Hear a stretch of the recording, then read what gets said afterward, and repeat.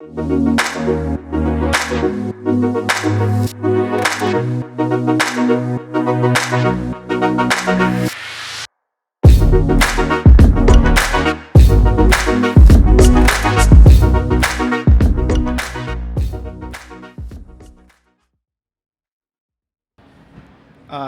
welcome to day 2 of CoMotion Miami. Hopefully everyone had a good day on day 1. There were some incredible panelists yesterday, so it was great to be here and watch those yesterday. Hopefully everyone had a good night, and we'll get started on day 2 here. As Holly said, the panel is No One Left Behind, providing equitable transportation options. Just to give a little lead in before our panelists come in, it'll give you a little context. The mobility revolution is creating a multitude of new ways to connect people and places. But how well are emerging mobility technologies and providers serving the transportation needs of all individuals and communities within a city? Big question. How can the public, private, and nonprofit sectors partner together to better understand the particular needs of marginalized communities and provide mobility solutions?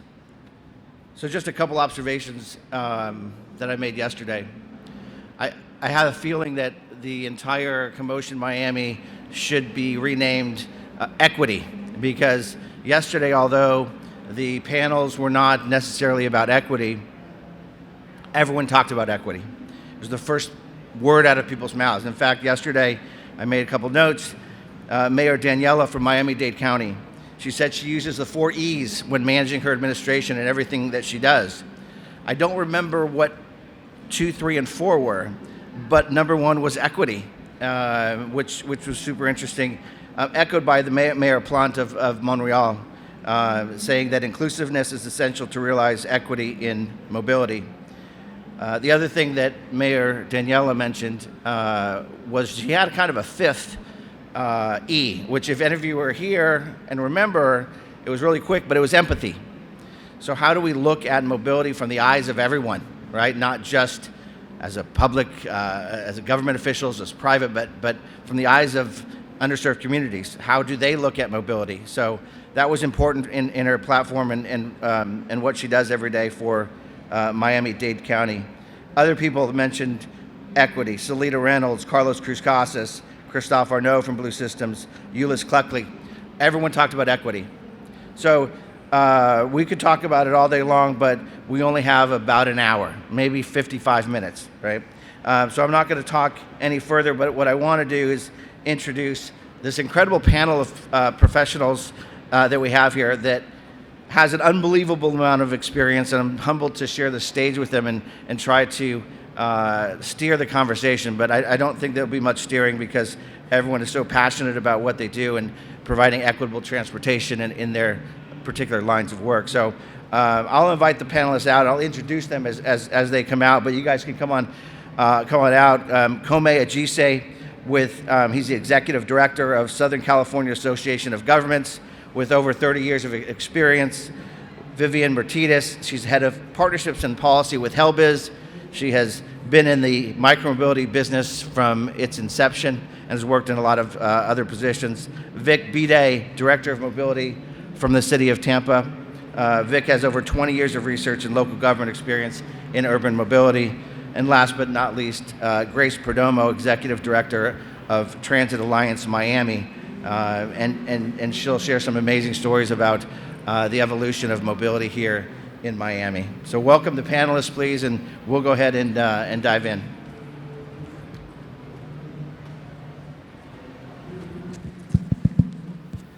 Good morning, everyone. Thank you for coming in for this important panel on equity. We're really happy to have you. I did some math last night, and there's over 100 years of experience on the stage here. Come on. Now, that's not indicative of the age of the panel. I'm just saying that everyone started mobility and equity in high school, right? When you're in high school, yes. Elementary school, we started working on equity. So everyone will be glad to hear stories of their careers and what they've done, and more importantly, what the future holds in terms of equity in transportation. So I'm going to start with just some global questions, and then we'll dive in a little bit deeper into each of your fields and what you're doing.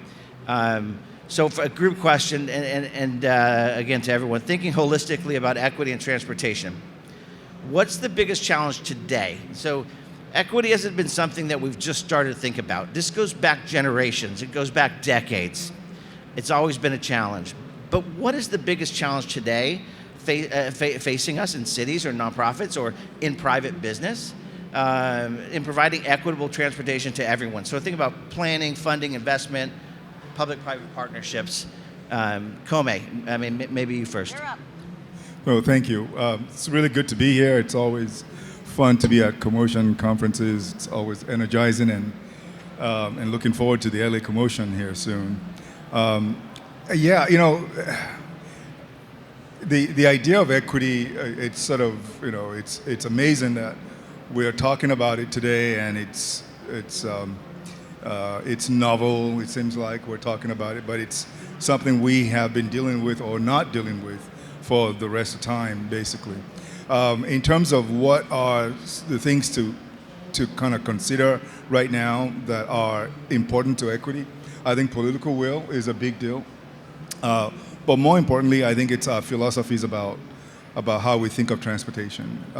There's been a lot of tradition and philosophies about how we see transportation, and we just sort of fall into that rut as we go along and assume transit has to be a certain way, assume highway just got to be the same way, and so on and so forth. So I think that, to me, is part of what we need to think differently about. How we consider equity has to be the idea that everybody should have access to all aspects of what makes life good. Access to jobs, access to education, access to recreation. Those things have to be a natural fit within the governance of any community. Now the question is, how do you provide that? And how do you provide it in a way that pushes against our notion of cost effectiveness and things like that? We think of transit as you know, a social, like it's a social good. And in fact, we think of it as an inferior good because we subsidize it. And we talk about it so much that we think in terms of, you know, fair bucks return ratio. These are things that are very, I think they're very negative in how we consider things that could allow us to have equity. So as we think of how we've conceptualized transportation, really the big deal is we have to sort of think outside the box, color outside the lines, as they say, and begin to rethink that transit, for example, has to be a social good. We all just came out of this pandemic, and one of the things that we realized out of the pandemic is that transit operators are heroes because they kept the economy going. They were essential workers. And so from that perspective, we have to imagine that transit is a social good. And so we should think seriously about how we invest in it without being so, feeling so guilty about taking money from highways to do transit. Vivian? Next up, so I think, you know, based on the mayor's comments this morning and Kome's comments, you know, it's really important to shake things up a little bit. You know, there's always been, we live in very car-centric society. I think we need to look at finding different alternatives and making those available and useful to everybody.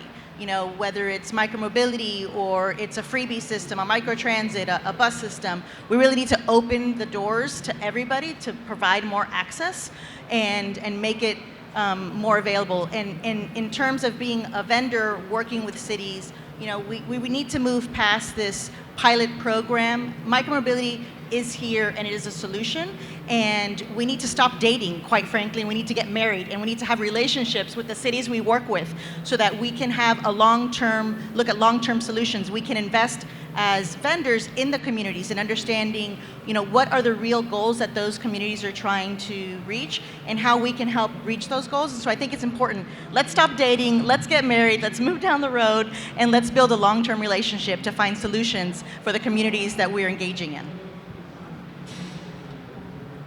Yeah, so I think Comey and Vivian kind of covered a lot of points, but I think to simplify, and this is applicable both to Tampa as well as most mid-sized cities, the gist is when we think about equity and transportation is expensive in most mid-sized cities. That has to do with land use, that has to do with just the spatial dynamics, but the bottom line is for the median wage or below, getting around is very expensive, and that's impacting the entire ecosystem.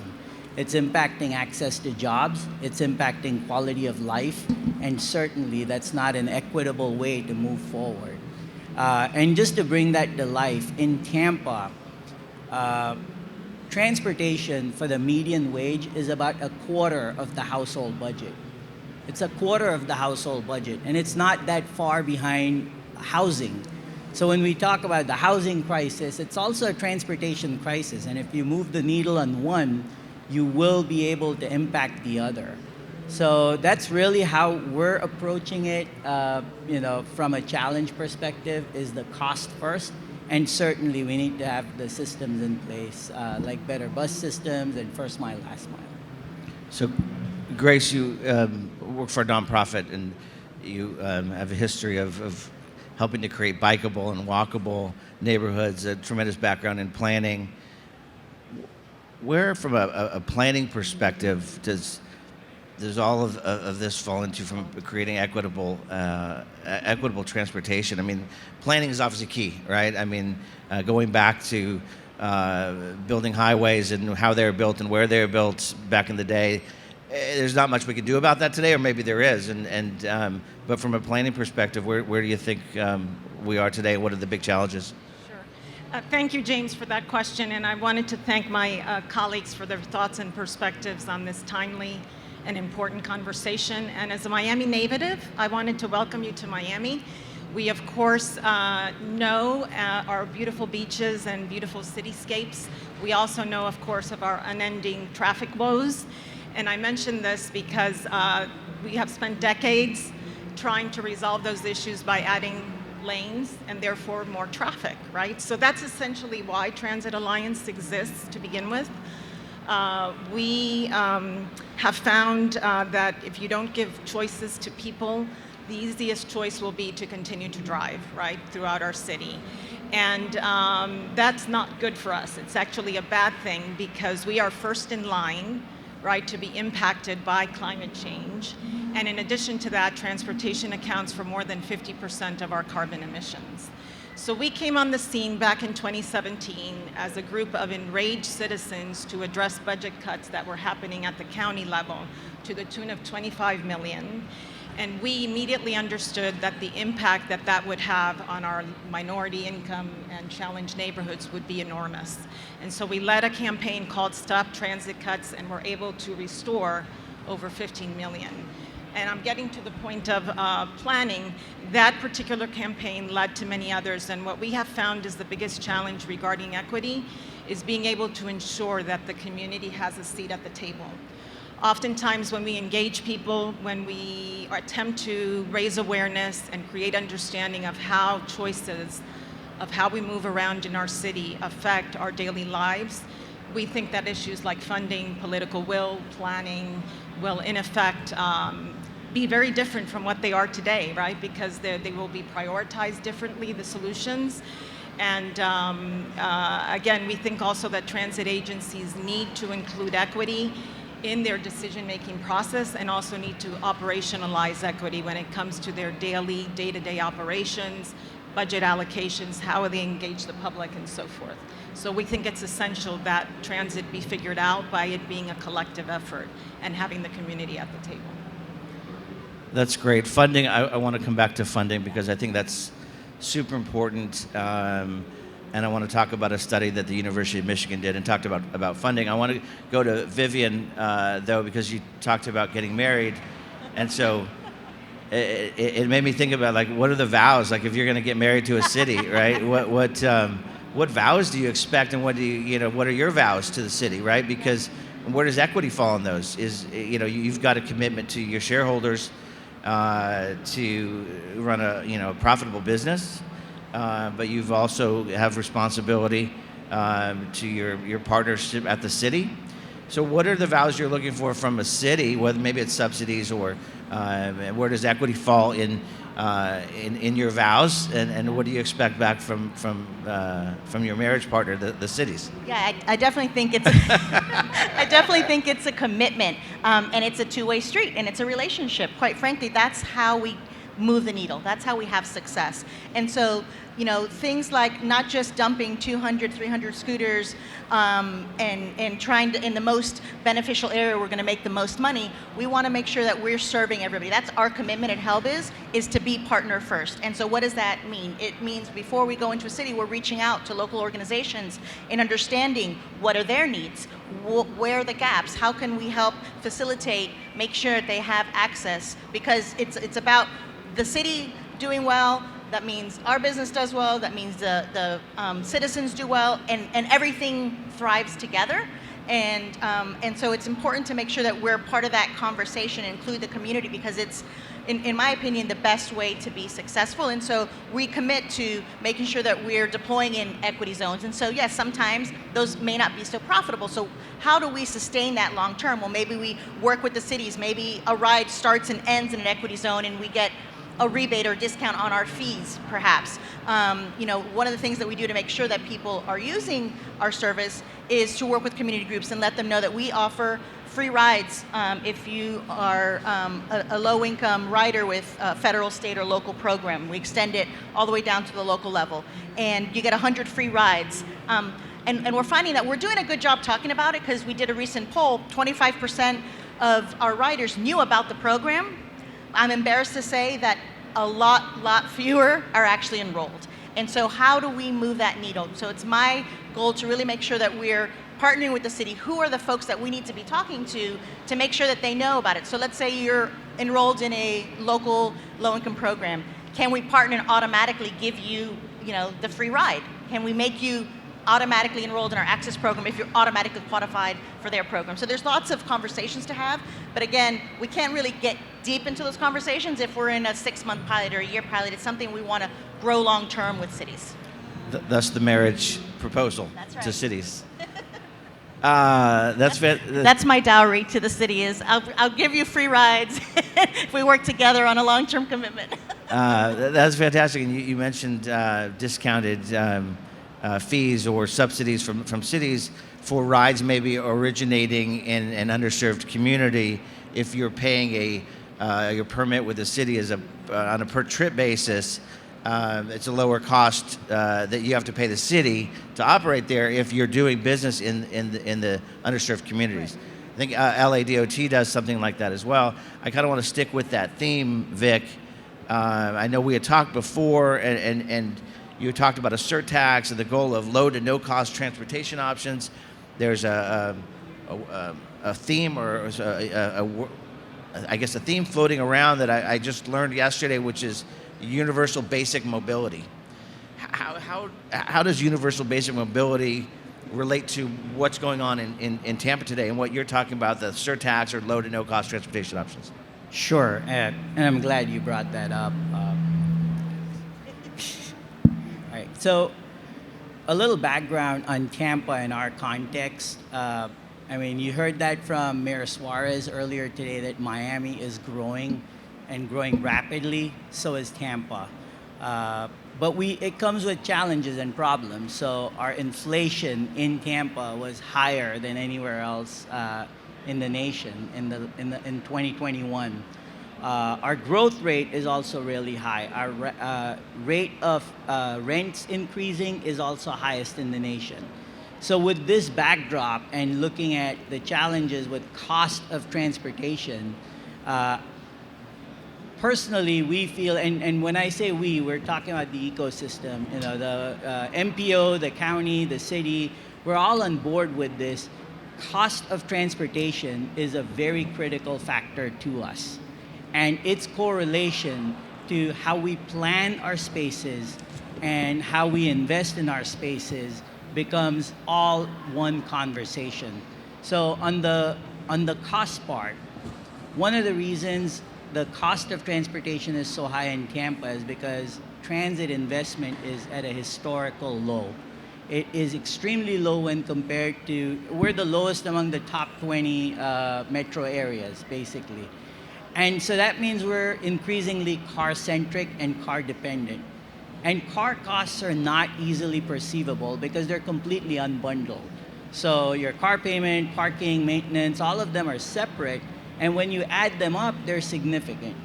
So the first thing is to focus on transit and first mile, last mile services. And when we say first mile, last mile services, we begin with walking, literally, and then any added services like micromobility, which is a key part of our program. The second thing is to identify how can we make this affordable. And that's where, as part of that surtax conversation, and just yesterday, the Board of County Commissioners approved a ballot measure for November for a penny surtax. This is not our first rodeo. You know, we've been here, this is the fourth time, I think.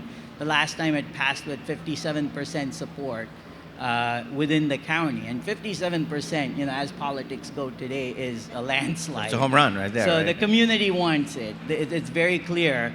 And one part of that surtax is an allocation of 45% right off the top towards transit and transit supportive services. I think that's going to move the needle in a big way. And then we're doing smaller things to make, or move towards universal basic mobility. And that is our streetcar system has been free for the last 3 years. It's incredibly successful per mile. It's second only to Kansas City streetcar system.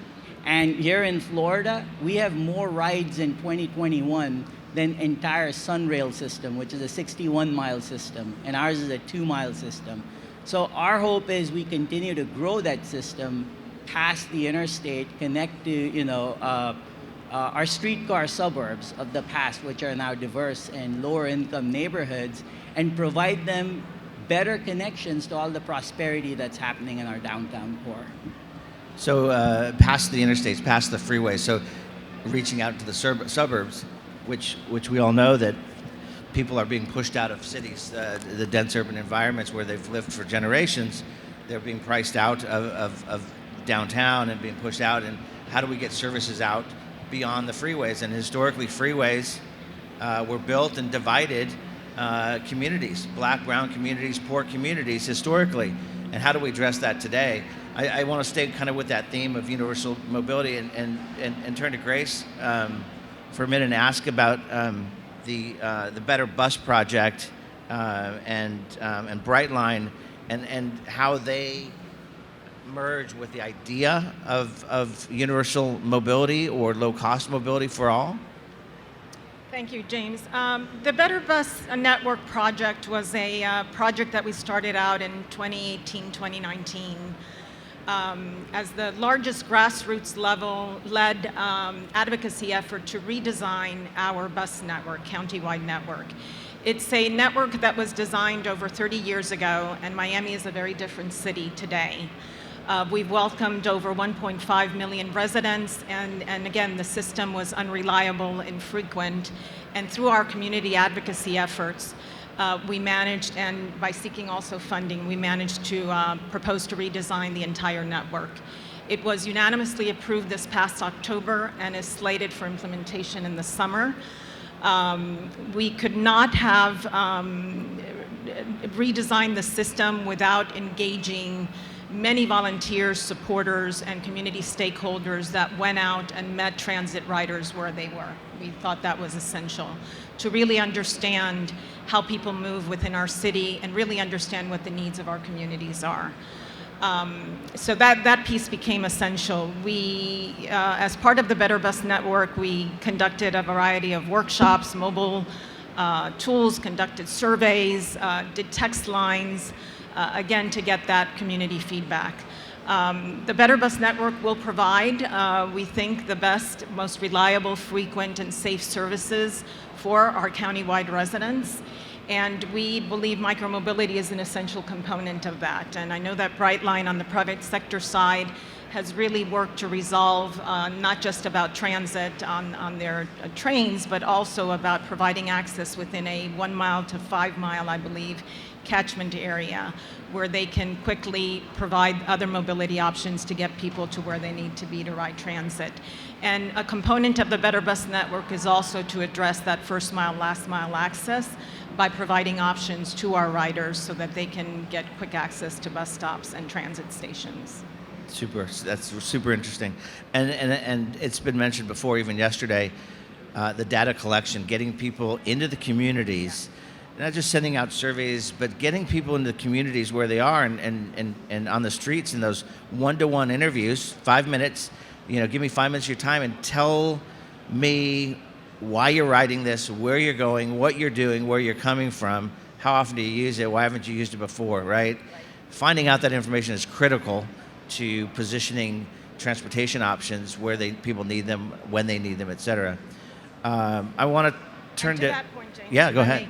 We love data, and so one of the things that we have found is that we, in effect, one of our most critical and exciting roles is that data, when it comes to transportation, can be enormously complex.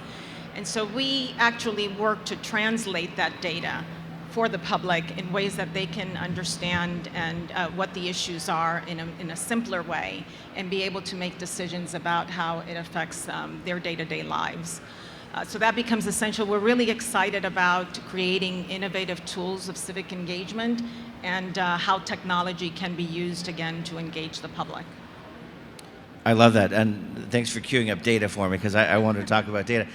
I mean, as working for Blue Systems as a data aggregation company where we ingest data from mobility operators, infrastructure, micromobility, taxis, car sharing, buses, you name it, and provide this information back to cities. One of the things that struck me was that we don't have enough data on the platforms that we provide back to cities about equity, about underserved communities, about demographics, about all of the things that really takes people on the ground to go out and ask these questions. So we'll talk about data sharing, because I think that's important. I wanted to ask Comey, I read an article just last night in a study that was done at the University of Michigan, and it talked about historically, it surveyed 59 transportation people, but it talked about historically how highways were built long ago and that divided black and brown communities and poor communities from the people that had options to really cutting them off from opportunities and options, not just for mobility, but mobility and healthcare and food and access to good jobs, et cetera. From your perspective, Southern California, huge cities within Southern California, what's your vision on how we fix equity in mobility going forward, but also looking back at the past? Because we had a conversation before about not just looking forward, but looking back to the past, and how do we make amends for the things that were done in the past? How is that possible? What's your global vision on that? Wow, that's a great question, and I appreciate Grace going and talking about data. What we do at the MPO level is aggregate data for decision making. And earlier on we talked about the need for political will and to begin to think differently. You have to have the data to support that push to think differently. With regards to equity, back in 2020, my board adopted a resolution that basically stated very categorically that racial inequities is in fact a public health imperative. And so that created the overarching policy framework for us to start thinking about equity through just about everything we do. So the first thing we did was to actually go back and do a baseline study, sort of do a baseline analysis of inequities within our region. Now, our region is 19 million plus people, 191 cities and 6 counties, so 197 jurisdictions. These are independent fiefdoms, basically. So trying to figure out where are the inequities within our region through all kinds of categories was important to set that baseline, because you can talk about trying to solve for inequities into the future. If if you don't look back, you're going to build on the wrong foundation. And so we needed to begin to fix the framework from what was wrong in the past. And if you've been to Southern California, we have a lot of freeways. They didn't just happen. They actually happen on top of communities, and usually they happen on top of communities of color.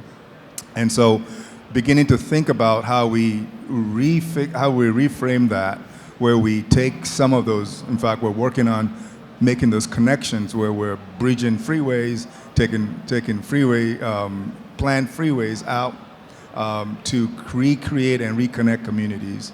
These are things that you can only do if you take the time to study and understand what had happened in the past. And so data was important, and from that you start to also do some analysis of just basic socioeconomic and various inequities, and we're looking at census tracts to where we now have targeted transportation equity zones. And so the top 15 of them now have to be looked at differently than what we were doing before. Now, as a regional agency, it's very easy for me when we have resources to make sure we spread that cheese around, make everybody happy. And then you're not effective because nothing is solved for. And so instead of doing that geographic equity that we've done, we're now looking at the set aside to actually account for the sins of the past. And so when you look at those transportation equity zones, what can we do differently to make sure that everybody are beginning to have access to mobility? We have to start thinking about mobility as a right, not just an afterthought. Quick example, we did, for the first time in our regional planning process, in 2020, we brought in CBOs, community-based organizations, for the first time. Because, as public agencies, we have public meetings, we expect people to show up, and guess what? It's all staff, right? All staff. And so we had 18 different CBOs at the table, and they took our program into their communities, different languages, different ethnic groups. All of that information gave me 1,500 surveys later on. We had a better perspective of what the needs are. We go into a community and you tell them, we're gonna widen your road, and all they're concerned about is, how do you get rid of those cars that are on the street that haven't moved for 2 years? So being able to engage in the right conversation at the community level is also important to solve for equity. Until you hear them, you really can solve for their problems. If I could jump onto that, I think, that was a really good point of really considering actions in the past to inform what happens in the future. And to Tampa's context, the interstate story is kind of now laced with both opportunity as well as challenges, of course. But Tampa, before the 60s, before people moved out to the suburbs and all of that, had these beautiful streetcar suburbs, all the way from West Tampa to East Tampa and VM Ybor, all of these areas that are so proximate to our urban core. And now what's happening is, historically, of course, they're separated by the interstate and separated physically to the point where it was incredibly difficult for them to travel down to where all of this prosperity, all of this growth is happening. And now it's like version 2 of the same thing happening again, except we have an opportunity to correct that.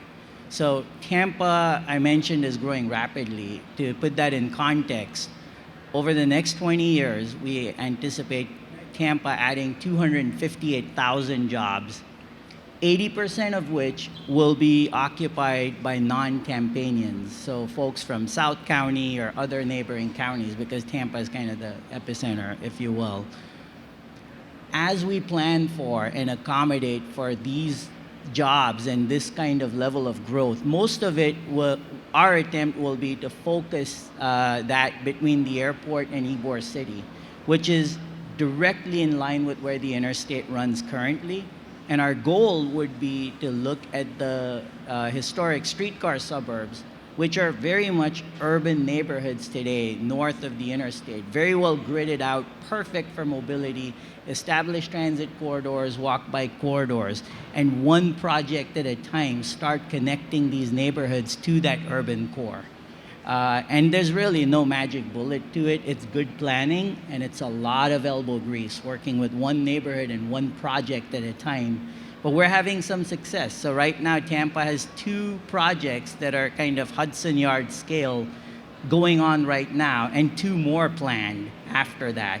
And Grace has been part of, some of the renewal that's going on in these streetcar suburbs.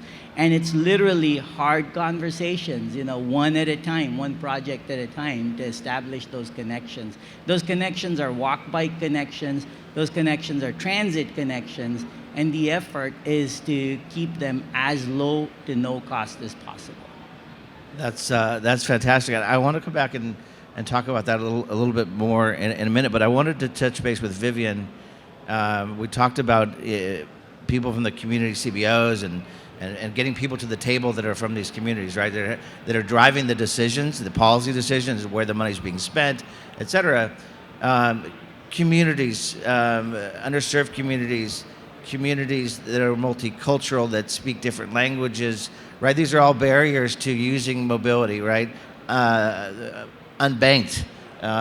What, as a private organization, and you've worked for a number of different private organizations that focus on underserved communities and providing mobility, how do you tackle those types of things, those types of real life, translating, your app into multiple languages to get people using that service?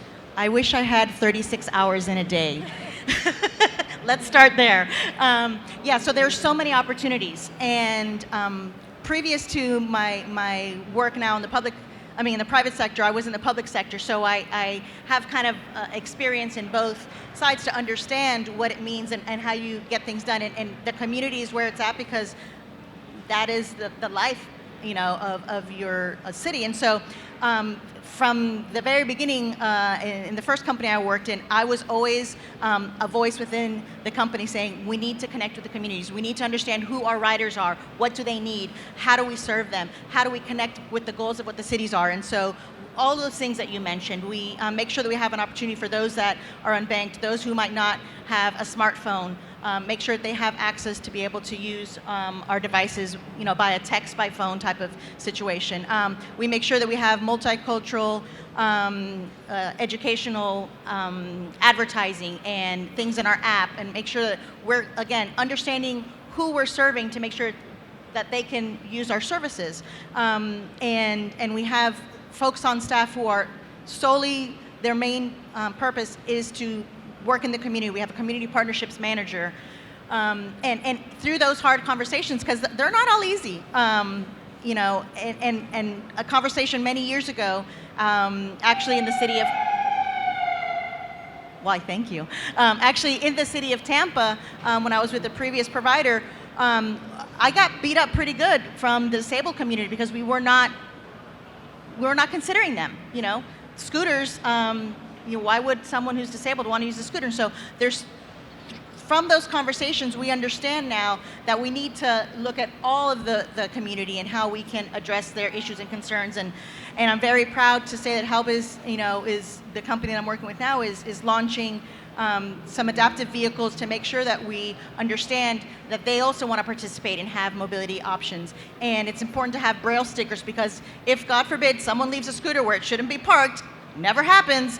If someone comes across that and they need to move it and they're blind, there's Braille on there so they can contact our customer service and our operations team to move that out of the way. So there's a lot to do, a lot of work that we still need to move forward on, but I'm proud to say that we're really focused on making sure that we're looking at the entire community.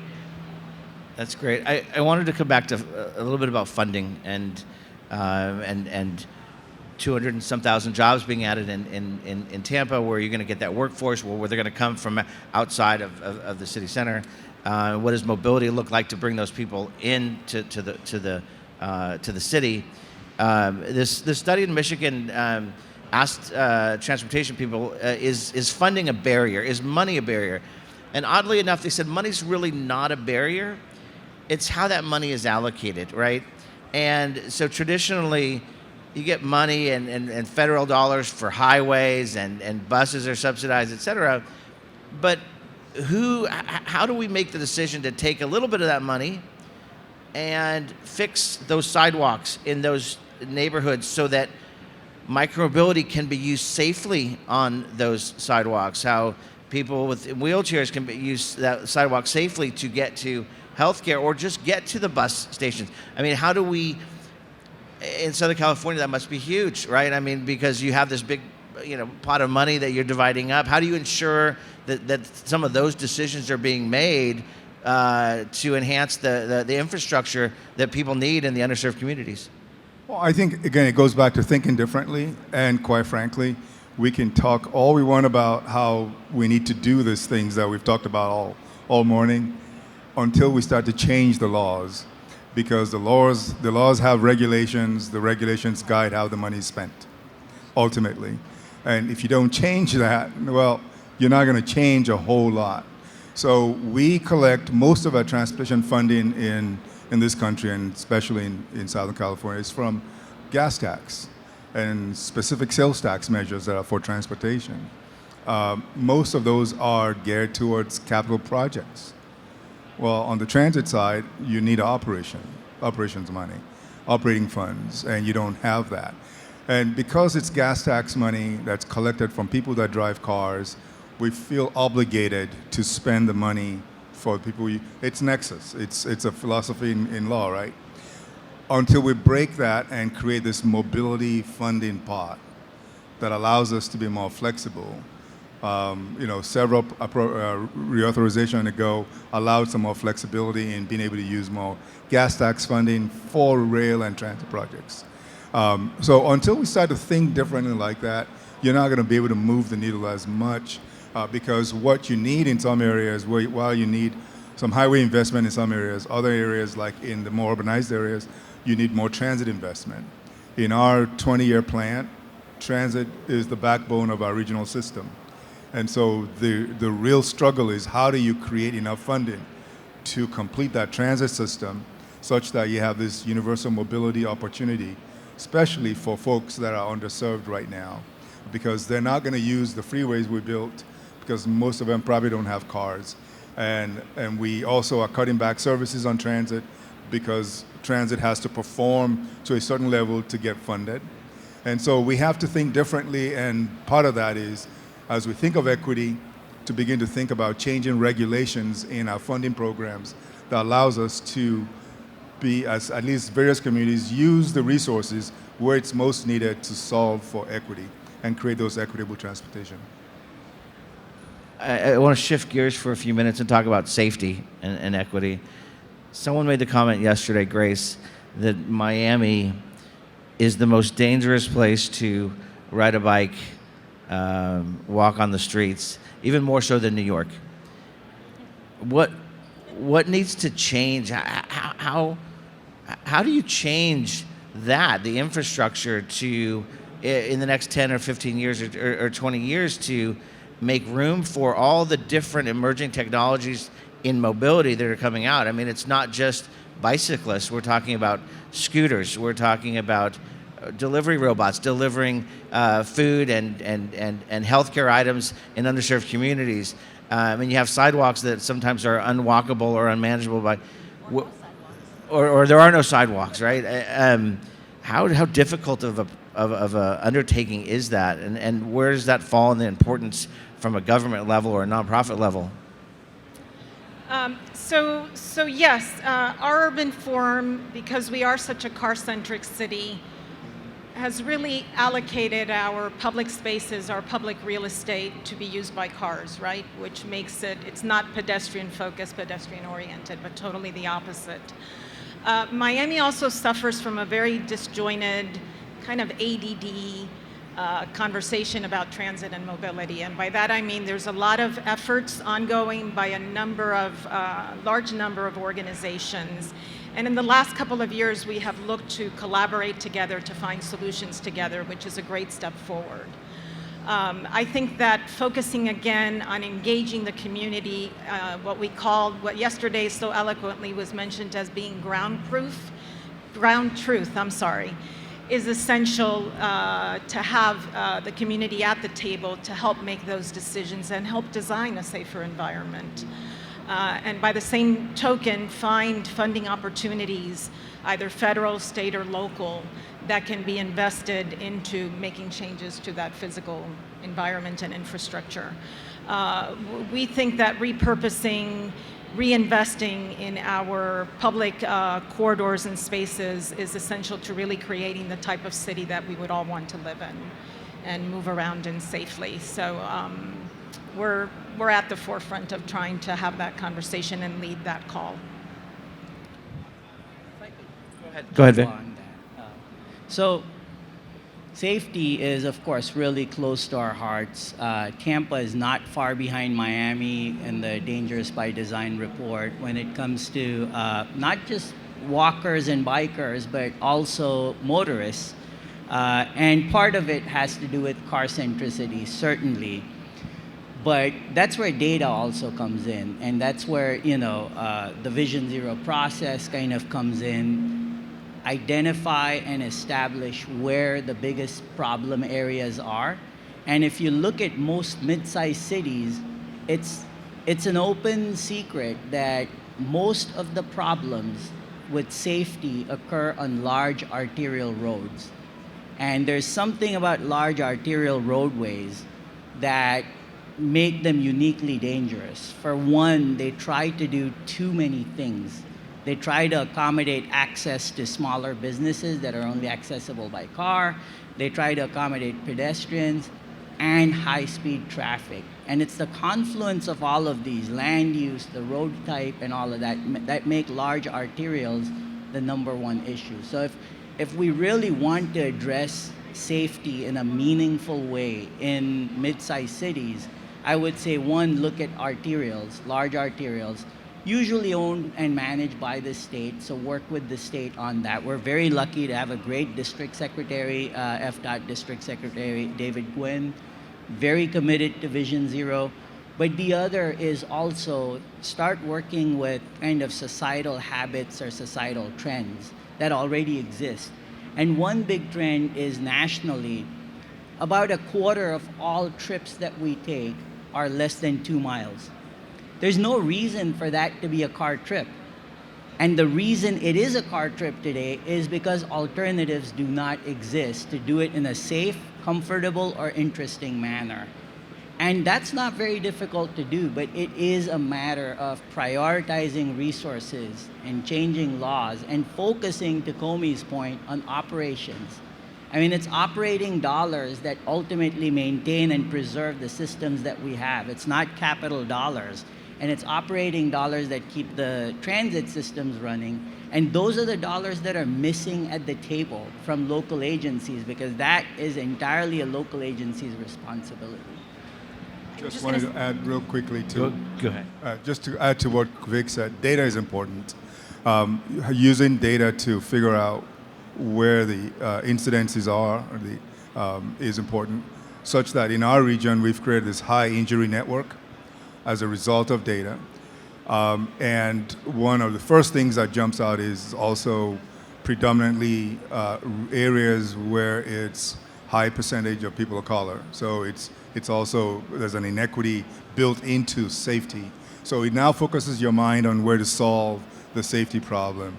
And then finally, you also have to start thinking, instead of reacting to this high injury network, could we actually predict some of these things? And so we're working on some technologies that allows us to imagine and understand where potential safety projects might be necessary before it becomes part of the high injury network. Vivian, you had something you wanted to... I was just going to say, people don't want to sit in traffic for 45 minutes. Accessibility, reliability, knowing that there's other options, within those 2 miles, the microtransit, the micromobility. I gave up my car because there's a program here in Miami-Dade County that allows me within 5 miles to take, to take a ride share that's subsidized by this. I don't need my car anymore because I live in my core area. And the more we make it accessible, the better it is for people to adopt it and get out of their cars. Well, and that's a great point. And I think someone yesterday said most cars are used 8% of the time. Other than that, they sit and especially the pandemic. We haven't talked about the pandemic, but just maybe, we've got about 6 minutes left. I want to give a little bit of time for a couple of questions and answers. But the pandemic, I mean, just real quick, the pandemic, how has that affected cities and mobility? Have cities taken enough advantage of the pandemic to make changes that are lasting? Or, I mean, certainly we don't want another pandemic, but it was an opportunity to make some adjustments to cities. Have we learned anything from how people react to the pandemic, from working from home, from usage, mobility usage? I mean, has it done anything in Southern California, Gomi? Well, it has. I mean, very clearly we were projecting that you would have a certain percentage of folks work from home anyway as part of our planning pre-pandemic, and that was the fastest growing mode choice. In terms of moving from drive alone. The pandemic shifted that very drastically. So we know more people will work from home. But in terms of how cities have reacted, slow streets became the order of the day with the pandemic. Some of those have taken and continue to be. We've expanded the use of our curbside.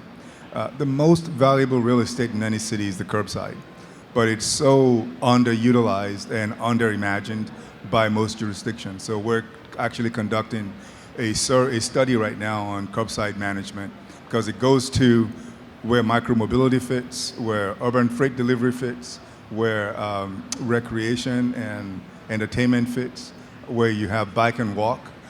This all happened on the curbside. So we've been able to focus on that because of the pandemic.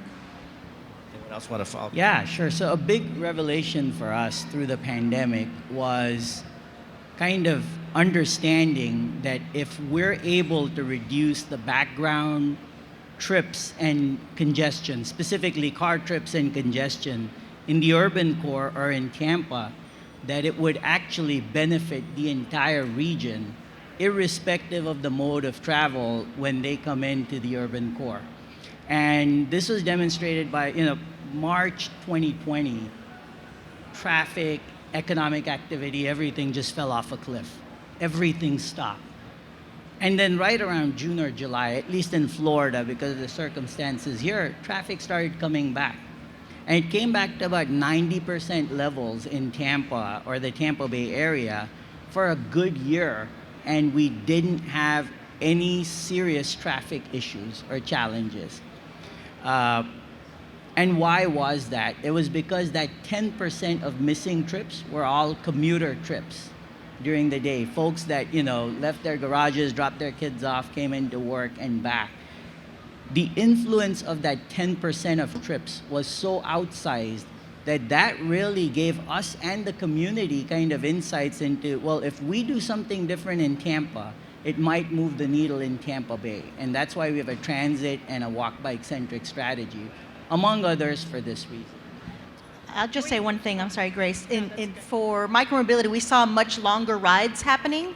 We saw people using them to get out of their house. I'd like to commend Mayor Castor from Tampa Bay, because she was one of the first that came out and recognized micromobility as an essential service and encouraged people to use micromobility at a time where there was a lot of uncertainty. And we're seeing that has continued. Our long rides continue. People are using micromobility as a form of transportation, and it's really exciting. Awesome. Grace, last comment. Just 2 quick points. We found that by consolidating service in certain areas, that the frequency of use actually increased. Of course, free fare helped with that utilization. We're interested in post-COVID, as we now restore our economy. It has highlighted the urgency of restoring service to the level that we need, and also most certainly ensuring that a project like the Better Bus Network, that is, its goal is to, again, increase reliability and frequency. It's kind of pre-testing that model, and it proves that that it will, in effect, work and give us the level of service that we need throughout the city. Fantastic.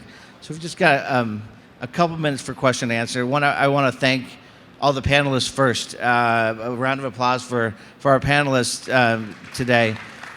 A little louder, please. A little louder. A little louder, Thank you. So it's allocation of funding to the right right places. It's community outreach. It's getting the right people at the table. It's taxes. It's universal mobility for all. It's marriage vows between Vivian and the cities that she works with. So I just want to open it up real quick to any questions about equity for the incredible panel up here. Anyone got a question about? Yes. Yes. Good morning. I'm Noah Brown from South Florida Commuter Services. I just want to thank all the panelists for this interesting conversation today about equity. We have two main types of transit users: transportation-dependent users and choice riders. When it comes to equity, there can be certain public perceptions when it comes from choice riders about transportation-dependent users. So how do we go and break some of those perceptions and service not only transportation-dependent users, but choice ridership as well? So that's a great question, and I'm glad you asked that. I think, so to put it short, you've got to make transit frequent, convenient, and well-placed, and people will come. But to address equity and choice riders together, and this is just my personal opinion, but I feel like bus transit being free is a real possibility. Especially for smaller to mid-sized cities where the fare box collection isn't as much as compared to the rest of the operating costs. And a commitment to free bus rides will really move the needle. And we've seen that. I mean, anytime you make a mode free, literally on demand and supply, your denominator is zero. So technically, your demand should be infinite. So it's worth pursuing that. It's not that costly. It's definitely less costly than building highways. I would quickly add to that we think 4 ingredients are key. One of them is, of course, improving service consistently.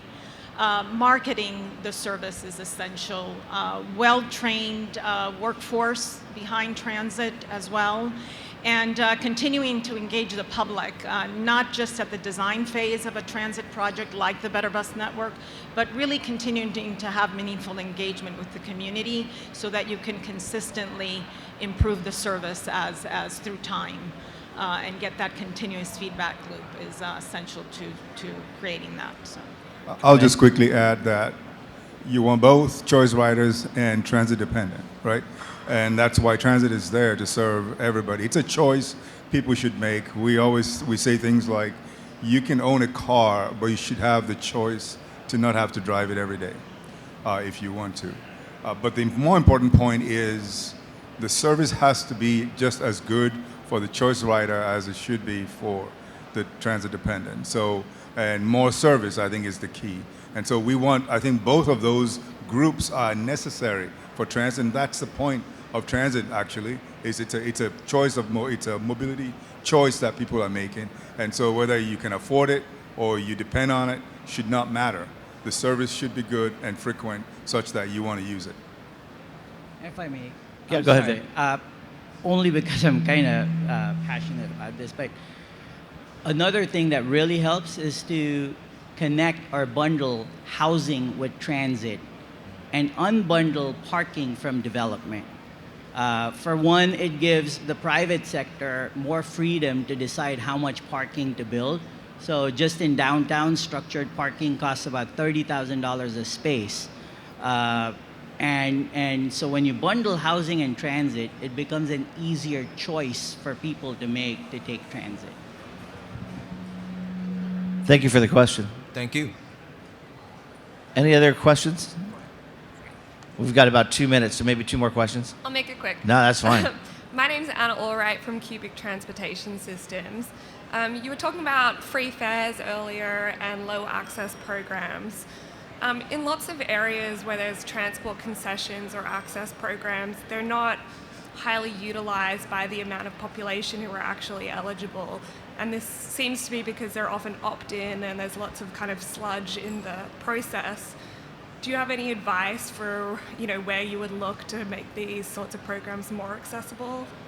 Well, one of the things that I mentioned earlier is working with the local communities and understanding if you have a state program, like for instance, I used to be this may be a surprise to people, the chief of staff for the Department of Children and Families in the state of Florida, who administers the SNAP and TANF benefits. So they automatically qualify, they're low income. If we would partner with them, and say anyone who has those benefits automatically gets it. You don't have to send us 7 things, 9 layers, all these applications. You get it because you need the access. And so being able to, and that's where the marriage comes in. Having the ability to understand, this is a 3 or 4 year, 5 year contract. I can commit the resources and the bodies and the people it needs to make those connections to facilitate a program like that so that it's not cumbersome. The idea is to make sure that we have availability for all, but definitely reducing the barriers to get into those programs and the access is super important. Hi, I'm Harry Gottlieb, and I admire the fact that you no longer have a car. About 10 years ago, I dismissed my car. I stopped the lease, so I have no car. So I've been using a lot of Uber and Lyft, and then I got a Brompton. My Brompton folding bike from England, so I use it for first and last mile commuting, and I took it this morning to the Metro Rail, got on the Metro Rail, got off the Metro Rail, rode the distance here. It's back here, fold it up, it's very convenient. So I love the fact that I think all 4 of you mentioned first and last mile transportation. I happen to work for Freebie. We have a booth in the back. If anybody's interested in knowing more about first and last mile transportation that Freebie provides municipality, we'll be happy to speak with them. Thank you all for being here. Thank you. Fantastic question. Okay, I think that does us. We're only a couple minutes over, Anna, so we should be okay. Thank you again to these panelists for their experience and commentary today.